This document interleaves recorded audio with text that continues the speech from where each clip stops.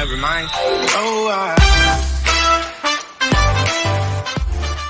N'oubliez pas que vous apportez une aide considérable à l'achat du drone simplement en laissant défiler les publicités. Merci d'avance et bon visionnage. Hello world et bienvenue sur ma chaîne Have a Peek. Moi c'est Sensemilia ou S pour les intimes et sur cette chaîne on parle de voyages, de rencontres sans se ruiner. Il y a aussi d'interviews, de parcours inspirants de personnes qui sont rentrées en Afrique dernièrement que j'ai commencé. Si tu veux donc profiter de mes astuces et de mes folles expériences en termes de voyage ou tout simplement ne rater aucune des témoignages qu'on peut avoir des personnes qui sont rentrées en Afrique, n'hésite pas à t'abonner à cette chaîne, n'hésite pas à activer la cloche de notification, n'hésite pas non plus à me suivre sur les réseaux sociaux et surtout de partager cette vidéo au maximum. C'est parti!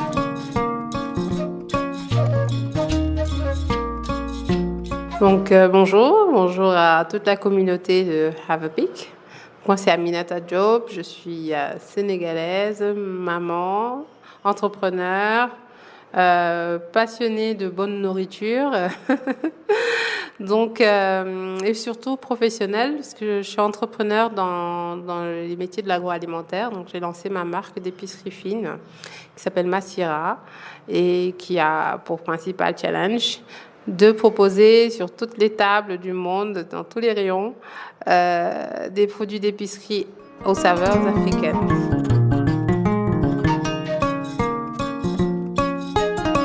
Alors, mon retour au Sénégal remonte à 2007, donc juste après mes études en France. Donc, je suis restée très peu d'années en France, en réalité 4 ans. Et pour moi, c'était rentrer, c'était la seule possibilité. Le seul choix en fait. Donc en 2007, j'ai plié bagages.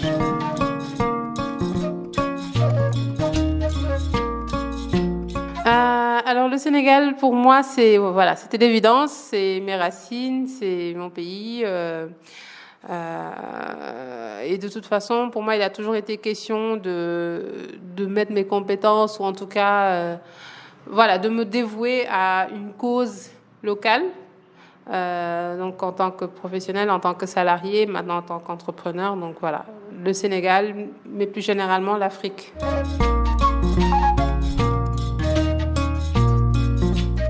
Oui, la crainte pour tout étudiant à l'étranger, c'est vraiment de trouver un emploi stable, un emploi qui nous permette de nous exprimer. Donc oui, ça c'était la seule crainte d'ailleurs. Et finalement, dans mon cas, ce n'était pas si difficile que ça. Voilà.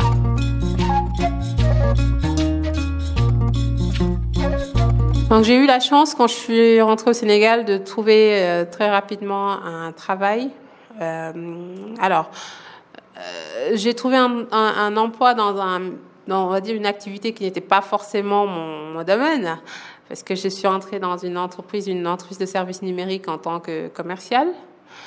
Oui, parce qu'il fallait prendre le challenge. Il était là et je l'ai pris, mais très vite, je me suis orientée, grâce à la confiance du dirigeant, vers ce qui me ressemblait le plus. Donc, j'ai été promue rapidement au poste de responsable marketing stratégique.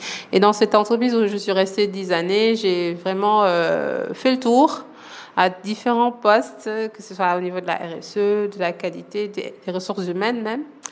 Et j'ai quitté le dernier poste en date, c'était celui de directrice des ressources humaines et de la qualité, en 2017.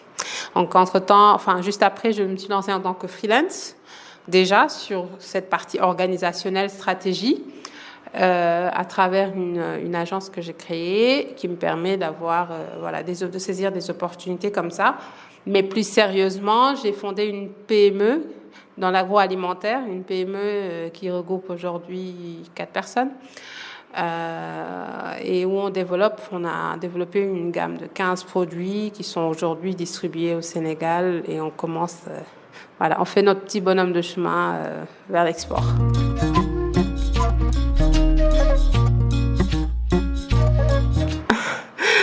Alors, s'adapter, je pars du principe que chaque environnement a ses avantages, ses inconvénients.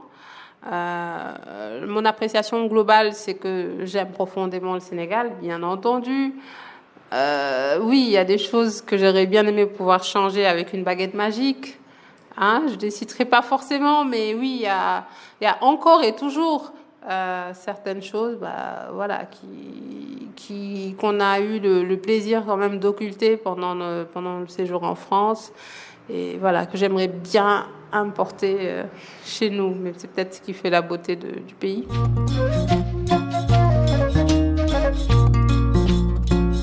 Alors, en termes de difficultés, c'est peut-être dans l'approche de la communication, les non-dits.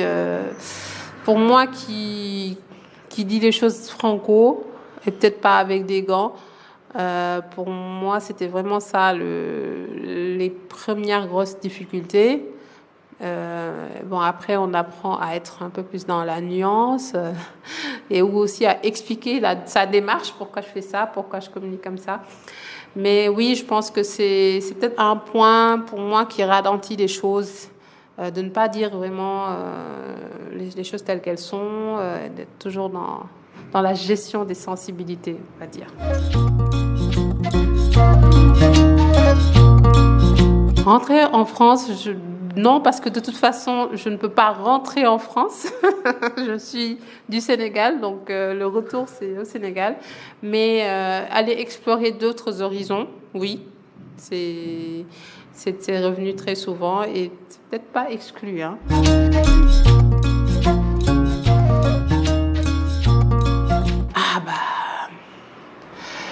La nature, très honnêtement.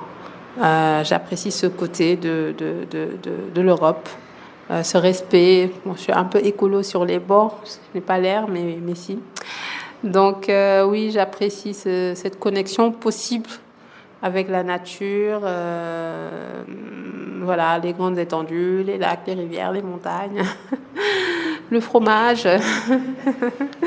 Et puis oui, peut-être forcément l'avancée technologique par moment, ouais.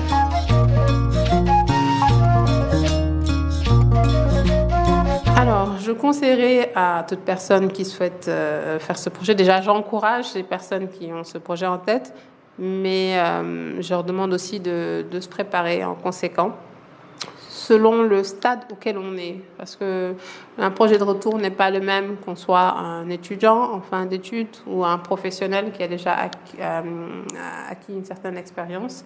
Donc ça se prépare. Ça se prépare sérieusement. Ça suppose peut-être de faire des premiers pas ici, d'observer le terrain, d'avoir des contacts. Si c'est un projet entrepreneurial, éventuellement faire une petite étude s'il le faut. Mais en tout cas, de bien se préparer, de se donner toutes les chances de réussir. Et voilà. Et comme pour un déménagement, se donner un petit matelas de confort, de sécurité, prévoir des périodes de vaches maigres s'il le faut. Mais en gros, c'est voilà, se préparer sérieusement, que ce soit pour un projet professionnel, salarié ou entrepreneurial.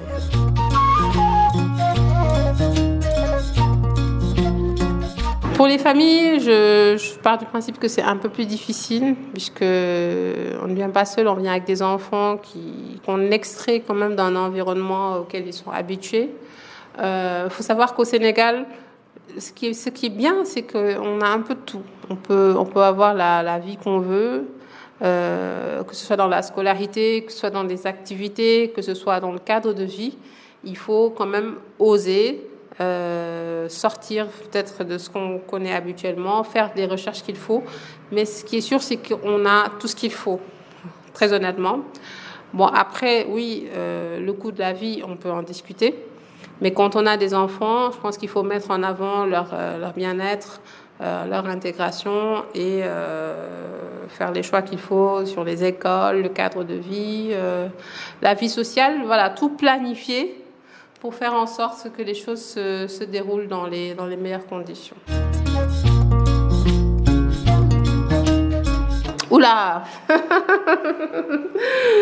Alors, je ne peux pas faire de pub, hein. Moi, je suis très prudente quand il s'agit de conseiller des écoles parce que je pars du principe que c'est comme pour la nourriture, hein. On aime ou on n'aime pas. On a des attentes en particulier. On a un style de vie, un style d'éducation et finalement on trouve une continuité dans les établissements qu'on va choisir. Pour certains, ce sera mettre l'accent sur des résultats scolaires, pour d'autres, ce sera le cadre, pour d'autres, ce sera même l'éducation religieuse, et pour d'autres, ce sera les méthodes comme Montessori. Voilà, donc il y a, ce que je disais tout à l'heure, c'est qu'il y a un peu de tout, et qu'il faut prendre le temps de bien rechercher, piocher, aller découvrir et parler aussi à l'équipe pédagogique. C'est très important. Mais moi, s'il y a un critère de choix, c'est vraiment l'ouverture justement de cette équipe pédagogique. Assurez-vous de pouvoir communiquer clairement avec les personnes à qui vous confiez vos enfants pour que justement cette continuité, cette confiance-là s'installe, peu importe derrière l'établissement que vous choisissez.